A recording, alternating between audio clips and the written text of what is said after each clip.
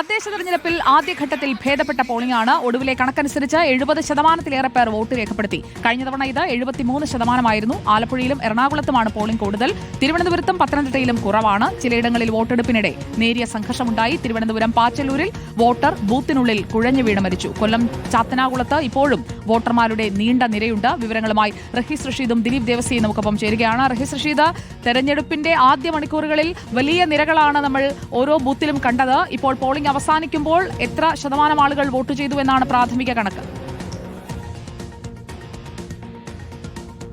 സുജിയ, 70.6% പേരാണ് വോട്ട് ചെയ്തു എന്നാണ് ഔദ്യോഗികമായി തെരഞ്ഞെടുപ്പ് കമ്മീഷൻ അറിയിക്കുന്നത്. അവസാന മണിക്കൂറുകളിൽ അത് സൈറ്റിൽ അപ്ലോഡ് ചെയ്യുന്നതിന്റെ ചില സാങ്കേതികമായ കുറവുണ്ടായിട്ടുണ്ട്. സ്വാഭാവികമായിട്ടും പോളിംഗ് ശതമാനം കുറച്ചുകൂടി ഉയരും എന്നാണ് തെരഞ്ഞെടുപ്പ് കമ്മീഷനിലെ ഉദ്യോഗസ്ഥരിൽ നിന്ന് മനസ്സിലാക്കുന്നത്.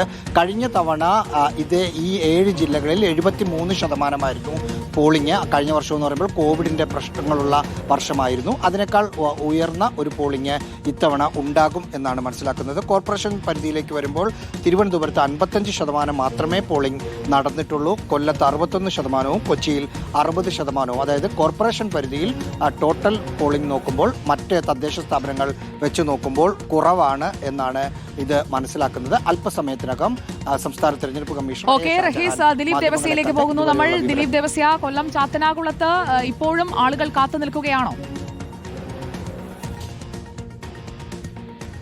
സുജിയ, ഇപ്പോൾ 6 മണി കഴിഞ്ഞിട്ടും കൊല്ലം ചാത്തനാകുളത്ത് MSM സ്കൂളിലാണ് ഞാൻ നിൽക്കുന്നത്. അവിടെ വലിയ നീണ്ട നിര തന്നെയാണ് വോട്ടർമാരുടെ ഉള്ളത്. വളരെ മെല്ലെയായിരുന്നു വോട്ടിംഗ് എല്ലാം തന്നെ നടന്നത്. ഇപ്പോൾ തന്നെ നീണ്ട നിര കാണാം. സ്ത്രീകളടക്കമുള്ള ആളുകളുണ്ട്. 2 ബൂത്തുകളിൽ ഇപ്പോഴും ആളുകൾ നിൽക്കുന്നു എന്നുള്ളതാണ്. ഈ MSM സ്കൂളിലെ ബൂത്ത് നമ്പർ 1-ലും ബൂത്ത് നമ്പർ 3-ലുമാണ് ഈ നിരകളുള്ളത്. സ്ത്രീകളടക്കമുള്ള ആളുകൾ. നമുക്ക് ആൾക്കാരോട് ചേട്ടാ എപ്പോഴാണ് വോട്ട് എത്തിയപ്പോഴാണ്? ഒരുപാട് നേരമായി. 4:30 കയറിയതാ. 4:30 ചേട്ടനോ? 4:30 വന്നതാ. സ്ലോയിലാണ് പോകുന്നത്. മറ്റു ബൂത്തുകളൊക്കെ എല്ലായിടത്തും ഒരേനൊക്കെ പോകും. സ്ലോയില് ചേട്ടാ ഇപ്പം ചേട്ടാ 4 മണിക്ക് വന്നു. അങ്ങനെ ഓരോരുത്തർ നമുക്ക് സ്ത്രീകളുടെ അടക്കം. ചേച്ചി എപ്പോൾ നിൽക്കുന്നു? 4 മണിക്കാണ്. 4 മണി മുതൽ നിൽക്കുന്നവരാണ് പല ആളുകൾ. ഇപ്പോഴും കണ്ടോ നീണ്ട നിര തന്നെ നിൽക്കുകയാണ് സ്ത്രീകൾ. അമ്മേ എപ്പോൾ വന്നതാ? 4:30. നിൽക്കാൻ വയ്യാത്തോണ്ട് ഇരിക്കുന്നു.